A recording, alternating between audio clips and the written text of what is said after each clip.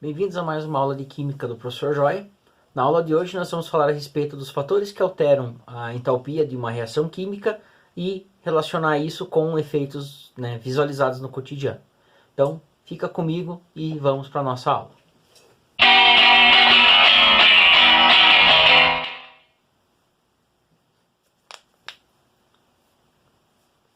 Quando a gente fala de reações químicas, a gente fala de termoquímica. O comportamento energético do sistema é o nosso principal fator observado, nesse capítulo que a gente está estudando. Então hoje a gente vai ver o seguinte: como que eu faço para alterar a entalpia, o quanto de energia está envolvido dentro de um processo, levando em consideração 3 fatores. Então, primeiro fator, a quantidade de material que eu tenho dentro da reação, o estado físico da substância e o estado alotrópico dos átomos que compõem a nossa reação química. Então, cada um desses fatores vão ser debatidos no nosso vídeo de hoje. Espero que vocês gostem e aproveitem bem a aula. Então, vamos lá. Fatores que alteram a variação da entalpia com vocês hoje, então, pessoal. Bom, quando a gente fala em alteração do valor da entalpia, a gente pode ver que alguns processos, de acordo com como eles são conduzidos ou de acordo com a natureza dos componentes que participam do processo, o valor de ΔH vai ser alterado. Então a gente vai estudar 3 casos hoje, vou apresentar 3 casos onde isso pode acontecer. Então, o primeiro fator que eu apresento para vocês é a quantidade de matéria. Então, a gente vê que numa reação química, a quantidade de cada componente dentro da reação indica de que maneira que essa reação ela vai se comportar. Então, em relação à entalpia dessa reação, não vai ser muito diferente. Por quê? Uma vez que eu estabeleço os coeficientes estequiométricos e as proporções de cada componente na reação, eu tenho um valor de entalpia que é relacionado a esse composto. O nosso exemplo, vamos utilizar então a reação de formação da água, Então, gás hidrogênio reagindo com meio mol de gás oxigênio forma água no estado líquido e a entalpia do processo é de menos 285,83 kJ. Quando eu reajo 1 mol de H2 e formo 1 mol de H2O, a minha entalpia é de 285,3. Agora vamos pensar o seguinte: eu pegar isso aqui e dobrar a quantidade de hidrogênio, de gás oxigênio e de H2O. Vamos ver o que acontece com a nossa entalpia então.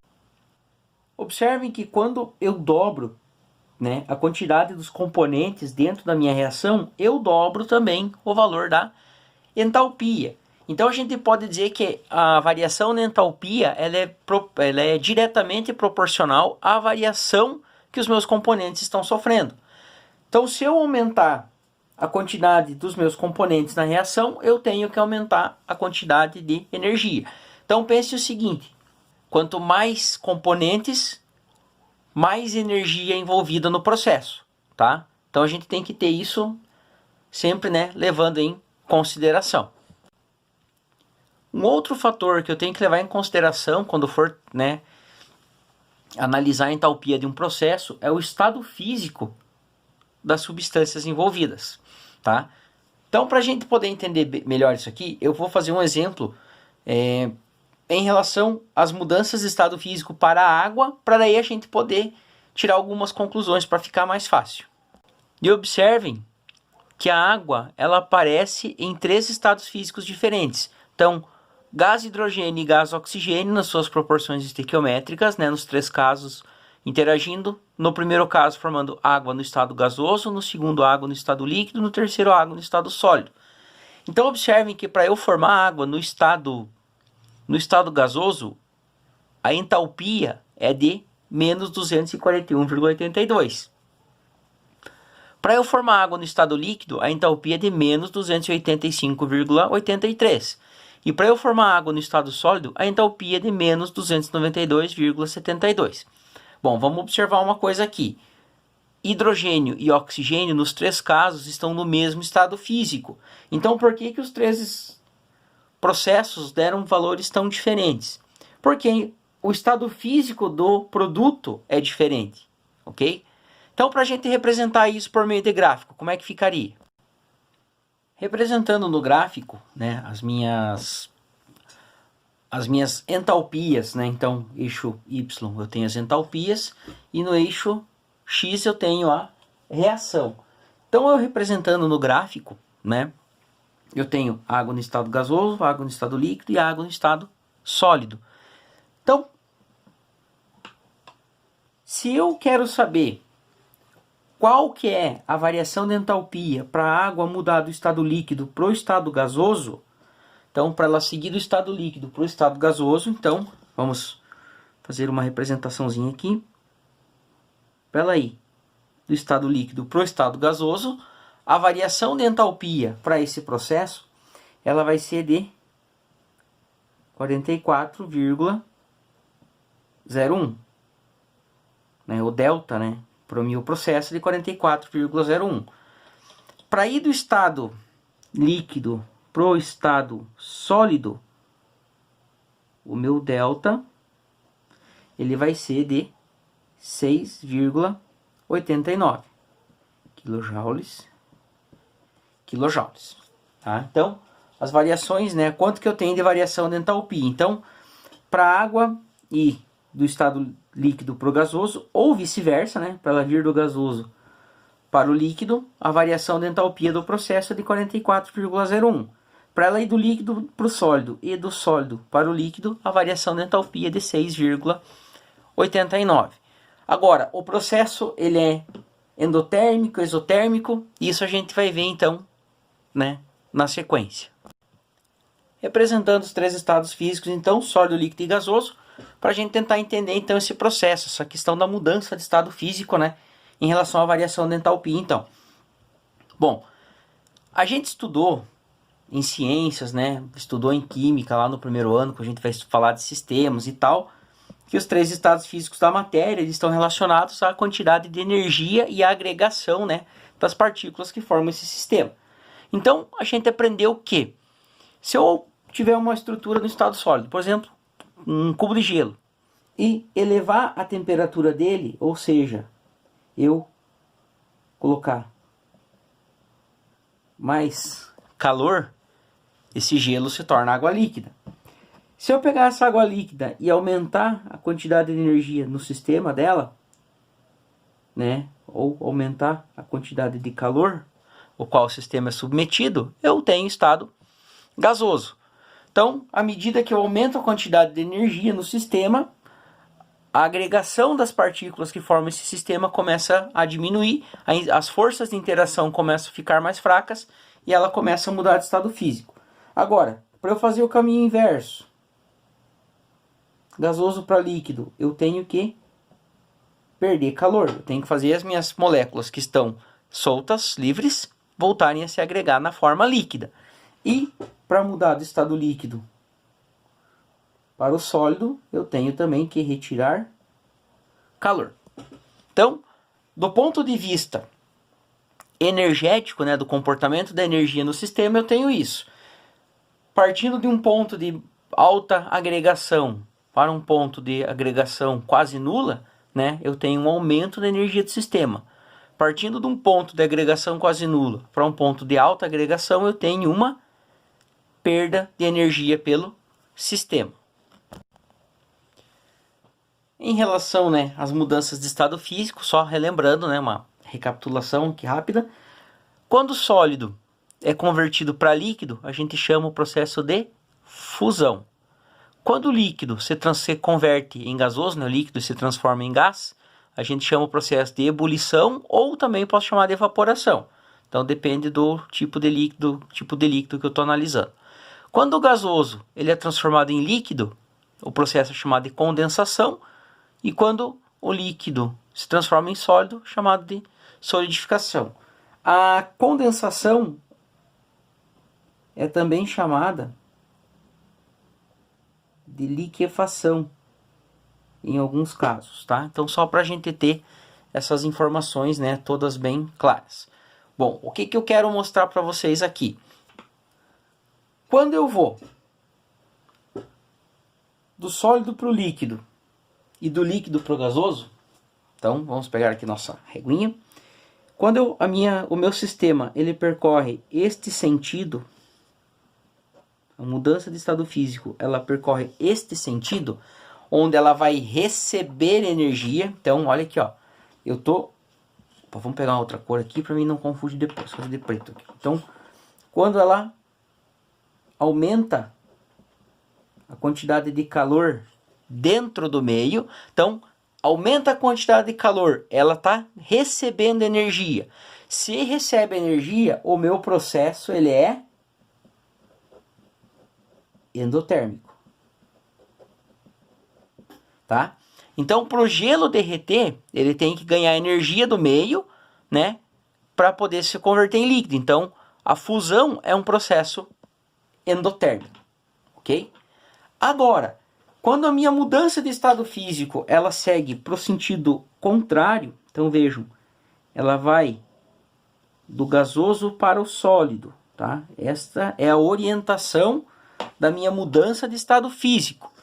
A gente vê que a quantidade de calor ela diminui. A quantidade de calor ela diminui. Então, se a quantidade de calor está diminuindo, ele está perdendo calor para o ambiente, está perdendo energia para o ambiente, o meu processo ele será um processo exotérmico, ok? Será um processo exotérmico. Então, lembro lá naquele gráficozinho que eu mostrei para vocês, né? Para que o sólido se transforme em líquido, o meu processo... Então, agora vamos fazer de uma outra corzinha aqui só para destacar. Então, o valor, né, é de mais 6,89. Para que o líquido se transforme em vapor, né, o ΔH é de mais 44,01 quilojoules. Então, vamos colocar aqui, ó, quilojoules. Agora, se eu for fazer o caminho contrário, se eu for transformar vapor em líquido, então aí o processo é de menos 44,1 kJ. Então vejam, para evaporar eu preciso receber energia. Para se tornar líquido eu tenho que perder energia para o meio. Para evaporar ganha, para condensar perde. Para ser transformado de líquido para sólido eu tenho que perder 6,89 kJ. Ok?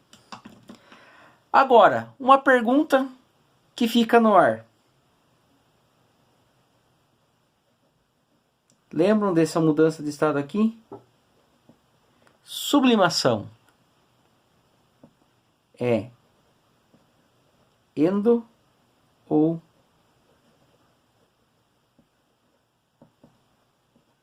exotérmico? A sublimação ela é endotérmica ou exotérmica? Lembre-se, a sublimação é a mudança que ocorre quando eu vou do estado sólido para o estado gasoso, sem passar pelo estado líquido, ou quando eu volto do estado gasoso para o estado sólido sem passar pelo líquido. A gente estudou isso no diagrama de fases. Então a sublimação, ela é, a resposta para a nossa pergunta, ela é ambos. A sublimação pode ser tanto endotérmica quanto exotérmica. Depende do sentido da mudança. Se a sublimação for do sólido para o gasoso, ela é endotérmica. Se ela for do gasoso para o sólido, ela é exotérmica. Então, e o terceiro item, pessoal, que pode alterar, né, a variação de entalpia dentro de um processo é o estado alotrópico, né, dos componentes que participam da reação. Então, o estado alotrópico, né, esse termo alotrópico, está relacionado a maneira como o átomo, né, os átomos de uma substância pura, eles se combinam, né, para se estabilizar. Tá? Então eu vou dar para vocês dois exemplos, né, aqui, só para vocês entenderem isso aqui. Então dois exemplos, né, de formação para o CO2, ambos os exemplos. Agora veja o seguinte, ambos os exemplos tratam do carbono se combinando com oxigênio e formando gás carbônico. Os dois produtos são gás carbônico no estado gasoso. Agora observem que os valores de entalpia são diferentes. Por que eles são diferentes? No primeiro exemplo eu usei carbono grafite. No segundo exemplo eu usei carbono diamante. O carbono grafite, pessoal, ele é uma estrutura mais simples, tá?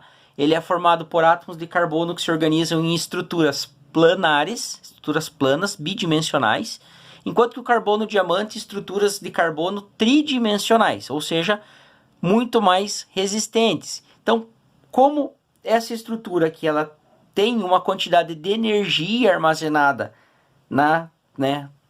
intrínseca ao composto menor, aliás, quantidade de energia maior do que o carbono grafite, o ΔH, né, a liberação de energia para o sistema, ele é maior também. Então essa diferença de ΔH que a gente observa aqui está relacionado, né, ao tipo de carbono que eu estou utilizando.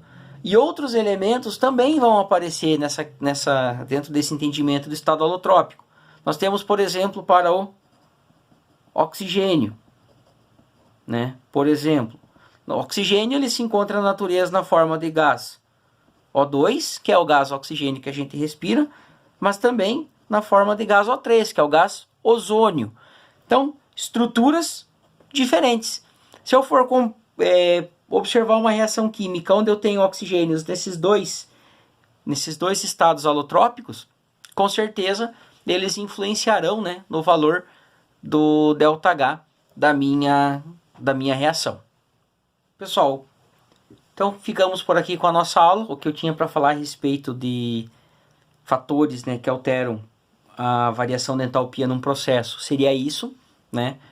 Vou deixar para vocês, né, mais uma vez os links, né, dos meus colegas, né, do professor Marlon de matemática e da Alfa preparatórios, né, também na área de matemática, para vocês tirarem as suas dúvidas, né, que vocês possam apresentar em relação a esse conteúdo, né, fechar essa parceria aí, que é uma parceria que tende só a crescer. Pessoal, não deixem de curtir e compartilhar, inscrevam-se no canal e até a nossa próxima aula.